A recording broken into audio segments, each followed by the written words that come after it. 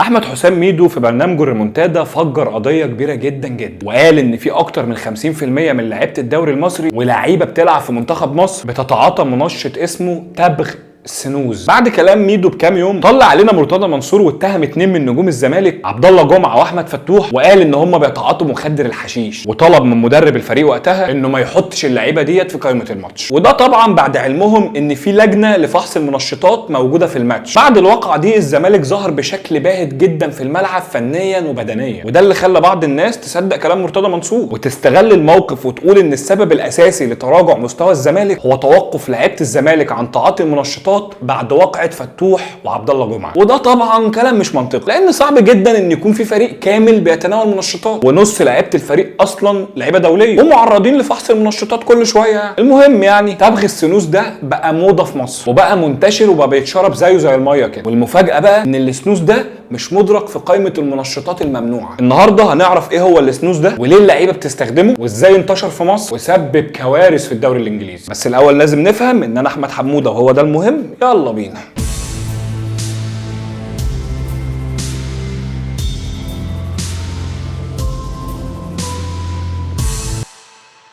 في البدايه لازم نعرف ايه هو السنوز. السنوز هو عباره عن التبغ المفروم اللي بيتحط في السجاير، ده بالاضافه للميه والملح والنكهات. السنوز ده مش بيتم تدخينه ابدا، ده بيتحط في عبوات صغيره جدا اشبه بكيس الشاي الفتله، وبيتحط تحت الشفايف على اللثه او في اي جانب من جوانب الفم. وبالطريقه ديت النيكوتين بيضرب في الدماغ عن طريق الغشاء المخاطي للفم. الوكاله العالميه لمكافحه المنشطات وبعض اللعيبه اللي جربت السنوز ده، اللعيبه ديت بتقول ان هي بتحس بشويه ميزات اضافيه زي مثلا زياده معدل ضربات القلب، وبالتالي بيعلي ضغط الدم، وده بيخليهم فايقين دايما وبيخلي ادائهم قوي جدا. بالاضافه كمان ان هو بيخليهم عايشين في هدوء وروقان غير طبيعي، لدرجه انك لو بتلعب في اكبر ملعب في العالم قدام اكبر جمهور في العالم ده ما بيأثرش عليك خالص ولا يضغطك ولا كانهم موجودين من الاساس، ولا انت كمان حاسس بيهم، كأن الملعب فاضي بالظبط. السنوز ده يبان لك دلوقتي ان هو مش مضر وحاجه كده زي مشروب الطاقه، هقول لك تمام مفيش مشاكل، وهزيدك من الشعر بيت كمان، وهقول لك ان السنوز ده لو لاعب اتمسك بيه او اتشاف وهو بياخده مش هيحصل له اي حاجه ولا هيتوقف يوم واحد حتى، لان السنوز ده مش مدرك في قائمه المنشطات اصلا. وبسبب كده السنوز انتشر في اكتر من 40 رياضه، وفي كره القدم السنوز انتشر بشكل كبير ومرعب على مستوى العالم، لدرجه ان في لعيبه كبيره شبه جيمي فاردي، كريم بنزيما، ابراهيموفيتش، مارك رويس تم اتهامهم جميعا ان هم بيستخدموا السنوز ده سواء بقى بشكل علني او في السر. طب يا عم حموده ما السنوز طلع حلو اهوت وبيدي باور للناس وبيفوقهم والدنيا بتبقى تمام يعني، ده كمان في لعيبه كبيره ومشهوره بيستخدموه، وكمان يا عم مش ممنوع من هيئه مكافحه المنشطات. فانت عامل الحلقه دي ليه اصلا وليه متضايق وبتقول ان هو مضر؟ انا عايزك تصبر على رزقك كده وتعالى اسمعك واوريك الجانب المميت من السنوز ده. الهداف الانجليزي جيمي فاردي قال في سيرته الذاتيه انه كان بيتعاطى السنوز ده وان السنوز ده ادمان وبقت اللعيبه بتستخدمه اكتر مما تتخيل. فمثلا محمد سمير لاعب الاهلي السابق قال مع عميده في البرنامج الموضوع ده بقاله فتره كبيره، يعني انا مثلا ممكن بنتكلم في اكتر من سنه.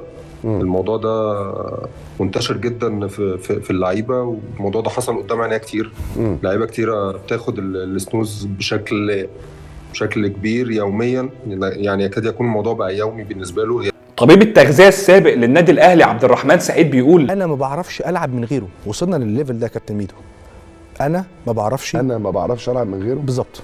ودي كانت الكارثه بالنسبه لحضرتك كحد اثليت اما تسمع جمله زي دي. الموضوع بقى كارثه عالميه، وده اللي خلى جريده ذا اثليتيك عملت تقرير شامل عن مخدر السنوز. نتائج كانت مرعبه كالاتي. ذا اثليتيك بتقول ان احد لاعبي الدرجه الثانيه في الدوري الانجليزي اضطر لقطع جزء من اللثه بسبب السرطان اللي جاله بسبب استخدامه للسنوز بشكل مكثف وكبير جدا. التحقيق بيأكد ان في لعيب مشهور جدا في منتخب انجلترا بيعتمد على السنوز ده كليا ومش بيخش اي ماتش غير وهو حاطط السنوز ده تحت اللثه. اسم تاني كبير في الدوري الانجليزي كان مدمن سنوز، لكنه وقفه بعد ما اكتشف ان هو السبب في طول مده اصابته وعدم تعافيه بشكل سريع. الموضوع كمان بقى تجاره. التحقيق كمان كشف ان في بعض اللعيبه في دوري الدرجه الاولى في الدوري الانجليزي بيبيعوا السنوز ده للعيبه المراهقين بتوع الاكاديميات. بعد التحقيق ده قرر اتحاد لعيبه كره القدم المحترفين ان هو هيعمل ورقه بحثيه هتكون جزء من حمله هتبدا الصيف الجاي لتحذير اللعيبه من المخاطر المحتمله للسنوز. عايز اقول لك ان التاخير اللي بيحصل في اتخاذ قرار بايقاف مخدر السنوز هيساعد في انتشاره اكتر واكتر زي ما حصل دلوقتي، وبقى جزء من حياه لعيبه الكوره ما يقدروش يستغنوا عنه. وبقى بيستخدموا لعيبه كتير جدا من انديه القمه في البريمير ليج زي مانشستر يونايتد ومانشستر سيتي وغيرهم. بالرغم ان السنوز دوت ممنوع بيعه او التجاره فيه في انجلترا وبريطانيا والاتحاد الاوروبي كله، فيما عدا السويد اللي نشأ فيها السنوز اصلا، والكلام ده كان في سنه 1992. لكن استخدام السنوز وطلبه اونلاين من على النت ده مسموح عادي جدا. لعيبه الكوره اللي بيستخدموه مش بيخالفوا اي قواعد للمنشطات، وبسبب الاضرار اللي احنا قلناها دي كلها زي انه بيسبب سرطان الفم والحلق وليه اثار جانبيه تانية كتير قوي. وده اللي خلى بعض الفرق فعلا تحاول توقف السنوز ده، لكنهم اتصدموا بسبب ان هو بقى منتشر جدا جوه الفريق وفشلوا ان هم يوقفوه لانه بقى ادمان، لدرجه ان اللعيبه بقت بتستخدمه علني جوه الاتوبيس وهم رايحين الماتشات. نروح بقى للسؤال المهم، هو ليه اللعيبه مكمله في استخدام السنوز ده رغم اثاره الجانبيه المميته دي؟ هقول لك لان للاسف في لعيبه كتير قوي ما تعرفش الاثار الجانبيه المميته من السنوز ده، وفي انديه ما تعرفش اي حاجه عن البتاع ده اصلا. زي اثليتيك عملوا حوار مع لاعب سابق في مانشستر يونايتد كان بيتناول السنوز ده، ولكن اللاعب رفض يقول اسمه. المهم ان اللاعب ده كان بيعترف ان هو مدمن سنوز وقلقان جدا بسبب اثاره الجانبيه المميته، وبيقول برضو ان للاسف مفيش اي حد حذره من السنوز ده في اي فريق لعب فيه، وان في على الاقل 5 من صحابه بيستخدموا السنوز ده بشكل مستمر. بيقول ان هو في البدايه جربه وعجبه لانه بيخليه هادي وريلاكس كده وبيشيل من عليه ضغط الماتش، ولكن مع كثره استخدامه بشكل مفرط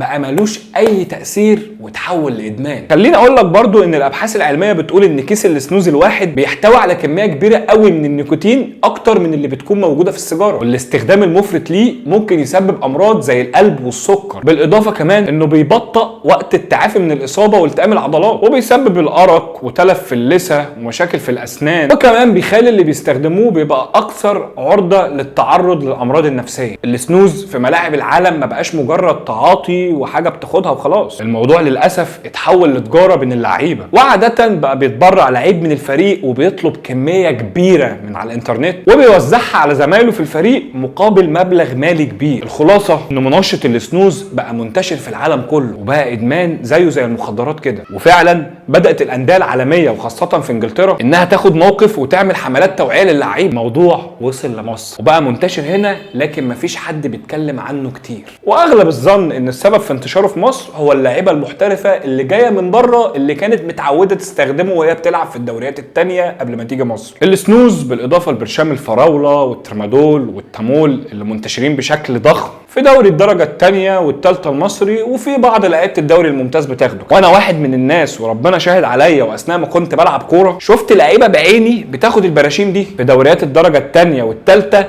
عشان بس يقدروا يلعبوا لاطول فتره ممكنه ويقدروا يحافظوا على اكل عيشهم، لكن بعد كده الموضوع هيتحول لادمان وانت مش واخد بالك. لازم المسؤولين عن الرياضه في مصر يتداركوا الموقف بسرعه ويشوفوا حل قبل ما حوار السنوز ده يتحول لادمان زيه زي برشام التامول والترامادول كده. نشوفكم في حلقه جديده، سلام.